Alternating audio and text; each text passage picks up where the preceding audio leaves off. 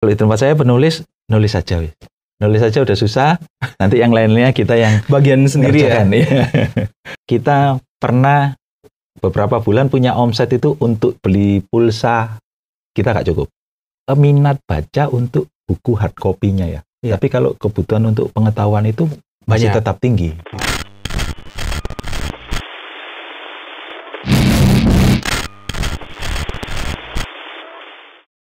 Ya, oke. Jadi sekarang hari Senin artinya kita kembali ketemu di program Ngobrol Apa? Ngobrol seru seputar apa aja. Nah, oke. Jadi kali ini hari Senin ya Pak ya. Sekarang sudah ada Pak Gideon di tengah-tengah kita di studio. Nah, oke. Selamat datang Pak Gideon. Makasih, selamat datang. Ini pertama kalinya Pak Gideon berada di, bukan di studio, tapi di program kita ya. Ya, kalau di studio kita kayaknya sudah pernah ya Pak Gideon berkunjung beberapa waktu yang lalu. Kita sempat ngobrol untuk ngobrolin banyak hal lah ya, apa yang bisa kita lakuin bersama-sama. Nah, kita juga di belakang layar ini punya punya kerjasama juga yang cukup banyak antara ITWR dan juga tempatnya Pak Gideon. Oke, nah sebagai pengenalan nih, sebenarnya Pak Gideon ini kalau boleh dibilang sebagai apa nih Pak? Sebagai founder, sebagai pemilik atau sebagai apa nih Pak di MNC? Boleh dijelaskan sedikit mungkin Pak? Ya. Sebenarnya saya di MNC kebetulan saya pemiliknya. Pemiliknya? Ya, kebetulan. Oke, kebetulan. Oke, jadi pemiliknya dari Media Nusantara Media Nusa Kreatif ya. Nusantara sih. Keliru, Nusa Kreatif. Oke. Jadi Pak Gideon adalah pemiliknya di sana. Oke. Baik, kalau boleh tahu ini bergerak di bidang apa nih Pak? Kalau dari namanya kayaknya media nih, udah kelihatan nih ya. Media Nusa Kreatif, kadang kita singkat MNC. Ya. Orang identiknya dengan MNC, salah satu perusahaan yang lain ya Pak ya? Ya, kita bergerak di bidang, fokus utamanya di penerbitan buku, book publishing. Oke, book publishing. Book publishing, kemudian kita punya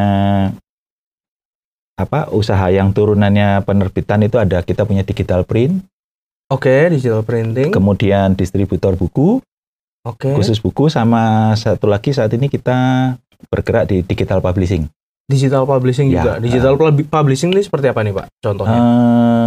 E-library. Oke. E-book. E-book. Seperti itu ya. Kita membuat itu juga. Kemudian e-journal. Kita membuat itu juga. Kan mengarah ke paperless itu sekarang masuknya ke digital semua ya. Betul.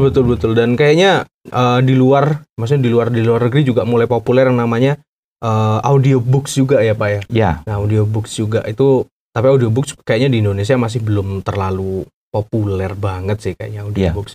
Cuman kalau yang e-books atau e-books atau e-journal tadi itu udah banyak banget ya Pak ya. Untuk digital book sama interaktif book per tahun 2023 ini sudah mulai masuk di anggaran perpustakaan nasional dan perpustakaan daerah. Jadi untuk 2023 ini kita juga sedang develop untuk buku yang interaktif itu tadi. Termasuk audiobook. Sudah mulai audiobook juga. Jadi sudah mulai pengadaan untuk buku digital, tidak hanya yang e-book tapi harus yang interaktif sekarang. Itu ya. Satu lagi yang dikembangkan itu yang untuk braille itu. Buat orang yang orang berkebutuhan khusus. Iya, orang berkebutuhan khusus ya. Ya, itu sedang juga. Sedang di-develop sama teman-teman penerbit semuanya. Gitu. Oke. Nah, ini kan Bapak di MNC ini berarti penerbit buku gitu Pak ya. Ya. Dengan penerbit yang lainnya ini apakah, saya kurang tahu nih Pak, karena dunia penerbit saya masih belum terlalu paham kan ya, jadi saya tanya-tanya nih sekalian. Nah, kalau di dunia penerbit itu apakah misalkan saya punya buku, saya menulis sebuah katakanlah novel gitu Pak, terus saya berikan ke Bapak, bisa nggak diterbitkan, terus Bapak sebagai penerbit tunggal atau kita bisa ke beberapa tempat sih gitu Pak? Jadi gini, penerbitan di tempat saya itu ada beberapa bentuk kerjasama ya. Jadi ada juga yang orang punya naskah, misalnya Mas Brian ya. Bias punya naskah, mau dijual ke kita putus bisa. Jual putus bisa. Atau mau dimodalin sendiri juga bisa. Paham ya. Kemudian itu boleh ditawarkan ke siapapun, siapa yang cepat. Oke. Gitu kan, misalnya ke saya MNC, misalnya satu lagi ke penerbit B, penerbit C gitu kan. Iya, itu bisa juga. Bisa, boleh seperti itu. Tapi begitu diterima oleh salah satu penerbit, yang lainnya nggak boleh. Karena kan ada hak cipta, hak edar, hak penerbitan gitu, melekat di satu penerbit aja. Gitu. Oke, nah kalau misalkan di dunia penerbitan itu kan dalam penulisan sebuah buku ada cover dan segala macam. Apakah si penulis ini juga sampai ke ranah covernya juga gitu Pak, atau bagaimana? Sampai ranah ke desainnya mungkin atau ukurannya bukunya? Ya, kita membebaskan penulis ya. Ya. Misalnya mereka punya ide cover sendiri, kita bisa pakai selama itu kita lihat itu marketable ya. Covernya bagus gitu. Tapi kalau kebanyakan di tempat kita, penulis itu kebanyakan hanya bisa nulis. Iya. Ya, nulis dan nulisnya di A4 dengan standar Times New Roman 12 pasti itu. Dia nggak bisa nge-layout sampai ke jadi ukuran buku sebenarnya. Apalagi dia harus buka Corel atau Photoshop untuk buat cover. Ya, itu nggak bisa. Kita yang akan ngerjakan semua. Seperti itu. Termasuk nanti pengurusan ISBN-nya itu ke perpustakaan nasional. ISBN. Ya. International Standard Book Numbering. Ya, itu kan identitas satu buku. Kita yang akan nguruskan semua itu. Jadi kalau di tempat saya penulis, nulis saja wis. Nulis saja udah susah. Nanti yang lainnya kita yang bagian sendiri ya. Biar nggak tumpang tindih. Iya. Iya, karena dunia penulisan juga dunia yang sebenarnya luas banget Pak ya. Nggak cuman menulis tapi ada desainnya, terus ada bagian yang nyetaknya, terus bagian yang menyebarluaskan. Bahkan kadang kalau penerbitnya nggak punya jaringan distribusi, penulisnya sendiri yang harus jual. Oh gitu. Iya kan, kalau dia nggak punya jaringan distribusi, betul. Dia cuma bisa nerbitkan buku. Ya. Penulis tambah satu tugas lagi, jual bukunya sendiri. Iya sih, betul. Kasihan. Oke, dan ngomong-ngomong dunia penulisan nih Pak, itu kan bisa dibilang berhubungan dengan yang namanya dunia literasi. Ya. Nah, kalau ngomongin dunia literasi, ini kan Bapak di dunia penerbitan atau dunia literasi ini, Bapak kenapa kok terjun di bidang itu? Nah, awalnya. Ini kalau saya ngomong ke teman-teman ini kutukan dunia buku. Kutukan. Kenapa kok kutukan, Pak? Awalnya saya kerja di toko buku, salah satu toko buku terbesar di Indonesia, Gramedia. Ini sudah lama nih, Pak. 8 tahun saya di situ. Oke.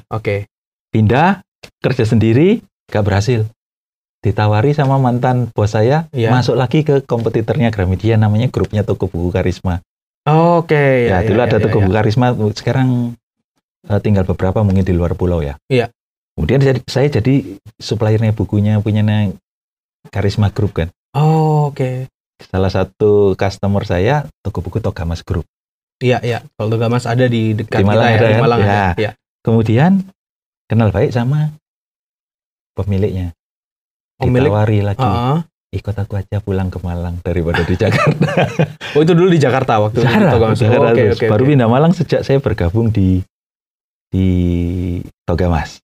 Nah, setelah itu 2014 ownernya Togamas meninggal. Iya. Terpaksa saya buka sendiri. Bukanya juga bisanya di buku juga, makanya kita ngomong kutukan dunia buku. Dan memang passionnya juga ada di situ juga sih ya, di buku ya. Coba usaha lain juga nggak selancar waktu bisnis buku gitu. Oke.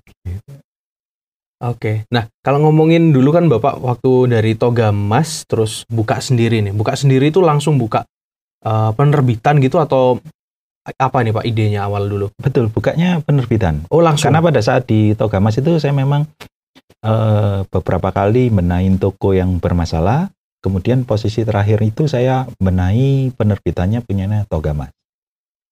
Jadi karena ada basic di situ dan kemudian ada beberapa aset yang memang diberikan ke saya untuk penerbitan bukunya milik Togamas. Jadi saya ambil, saya lanjutkan aja penerbitan.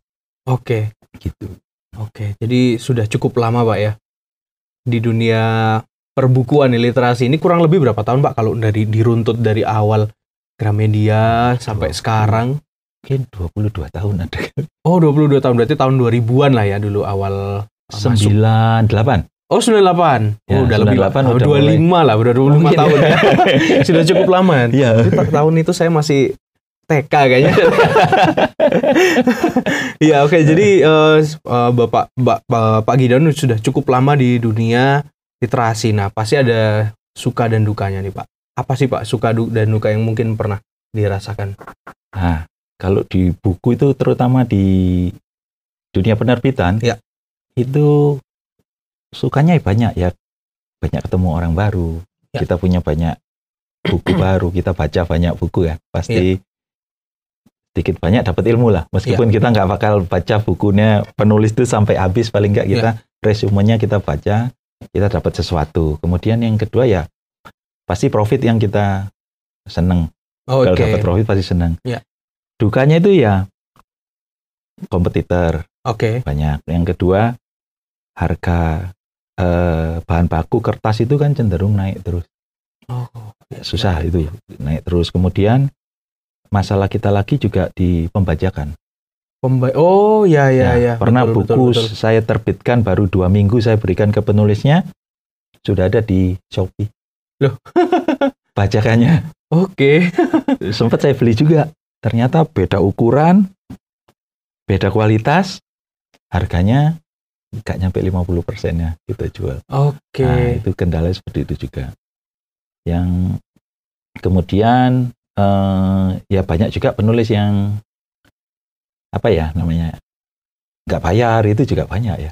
Dukanya juga banyak juga. Tapi itu kan apa ya perjalanan. Iya. Perjalanan ya. Pasti nemuin gitulah di bidang usaha apapun kan seperti itu, pasti ada bagiannya itu. Pak ya. Salah satu bagian yang harus apa ya? Ya resiko yang harus kita ini juga, kita tanggung juga. Betul, tergantung kita gimana ngelola resikonya. Betul.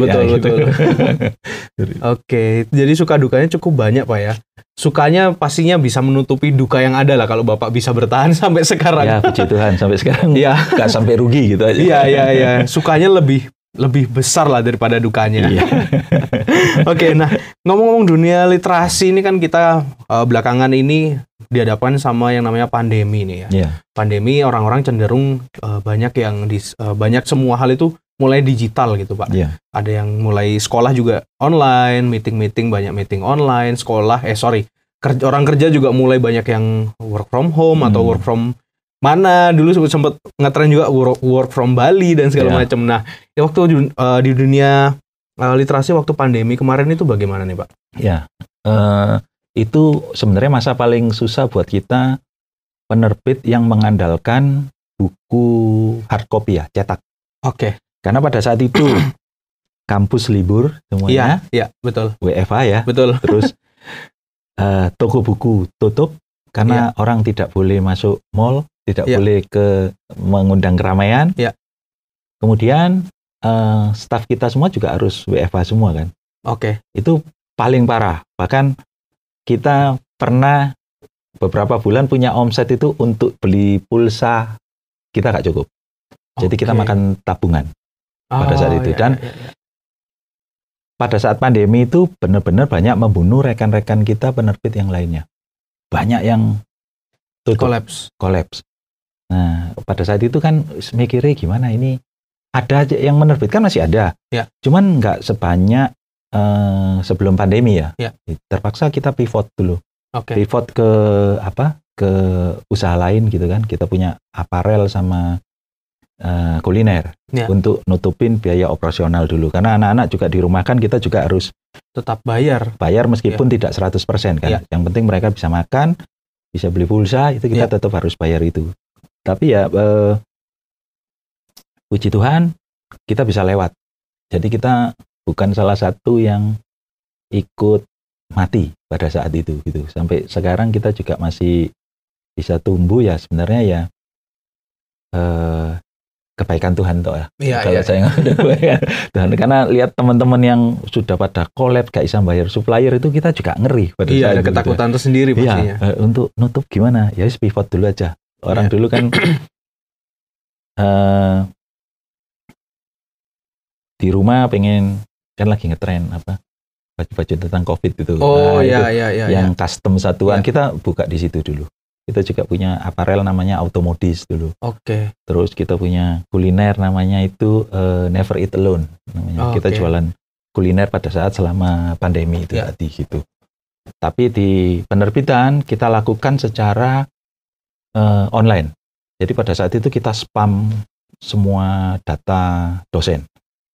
Jadi saya tarik semua data dosen di seluruh Indonesia. Kita bikin kira-kira mungkin itu ada 50 akun email. Kita untuk spam itu. Karena begitu kita berturut-turut 7 hari itu kan kita pasti kena suspend toh. Kita pindah lagi ke email yang lain untuk broadcast lagi sore itu. Oke, nyebar ini ya, promosi segala macam. Ya untungnya nyantol lah. Ada beberapa jadi kita bikin lagi sore itu. Ya, itu yang sampai 50 akun ya Pak? Mungkin lebih malah. Anak-anak itu yang bikin semua, yang saya suruh pokoknya bikin disebar semua gitu. Iya. Karena memang situasi yang sulit untuk banyak bisa usaha lah ya Pak. Gak bisa kemana-mana kita juga kayak gitu. Betul, itu dunia Wah, masa yang sulit pada saat itu untuk banyak hal lah. Iya, banyak tempat usaha yang juga akhirnya kolaps, dan setelah pandemi pun berjalannya banyak juga yang masih belum masih pelan-pelan lah buat mulai bangkit lagi. Nah, kalau itu waktu pandemi, kalau sekarang bagaimana nih Pak? Perkembangannya apakah sudah much better atau sudah kembali pulih seperti semula? Nah, untuk saat ini untuk kembali seperti semula itu nggak bisa untuk hard copy. Buku yang cetak itu nggak bisa. Ini shifting ke digital. Mulai shifting ke digital, terus kemudian sekarang mulai trennya ke cetak yang POD itu, print on demand. Jadi kita cetak sesuai kebutuhan. Ya, kalau dulu kan cetaknya mass production gitu ya. Jadi kita nyetak 2000 buku. Ya. Sini dulu kan juga nyetak berapa banyak baru kita sebar. Kalau sekarang sudah mulai beralih ke print on demand itu tadi. Jadi keperluan untuk misalnya satu kampus ini satu kelas di satu fakultas gitu cuman perlu 100 karena mahasiswanya cuma 100. Ya udah kita cetak 100 saja. Jadi buku pasti habis. Biaya memang nggak bisa semurah kalau cetak massal, tapi kan meminimalkan resiko bad stock. Nggak akan ada bad stock gitu. Betul. Jadi sekarang lagi trennya ke situ. Tahun ini lagi gencar-gencarnya ke e-book. Tahun ini 2023 nih. Mulai akhir tahun kemarin itu. Akhir tahun 2022. Mungkin akan lebih proporsinya lebih banyak lagi di tahun ini untuk e-booknya. E-book ya.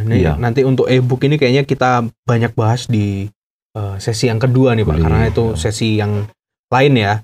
Nah, kita masih di dunia yang cetak dulu nih, hard copy. Kalau dulu saya waktu zaman kuliah itu seperti ada kayak buku wajib lah.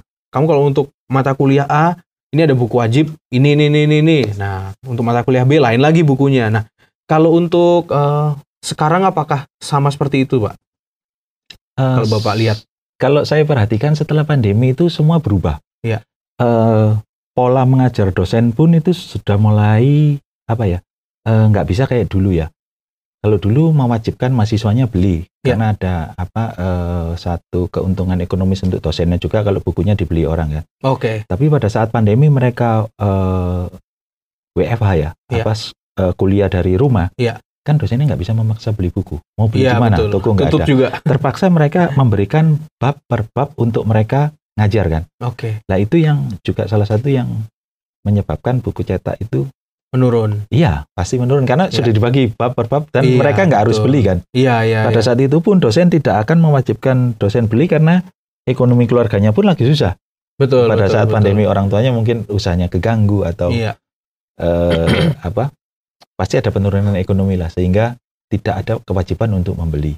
Jadi kalau dulu kan MKDU itu ya harus beli, harus wajib. Kalau kayak ini nggak bisa lulus gitu ya. Sekarang nggak bisa.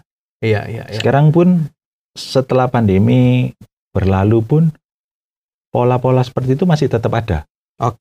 Jadi di share bab per materi ya. Kalau per kelas itu per dosennya. Nah, saya pernah baca di sebuah portal berita Pak di internet itu ada yang bilang itu bahwa minat baca orang Indonesia itu bisa dibilang cukup rendah. Nah, itu menurut Bapak gimana nih? Apa benar apa enggak nih? Ya benar, saya punya datanya itu juga. Selain minat baca juga minat belanja online buku Indonesia tidak sampai 2%. Online ya Pak padahal? Online. Padahal e-book, digital ini pembelian ya, pembelian e-book nggak sampai 2% dibandingkan negara-negara lain. Kita ini di urutan di bawah 10 besar. Di bawah 10 besar.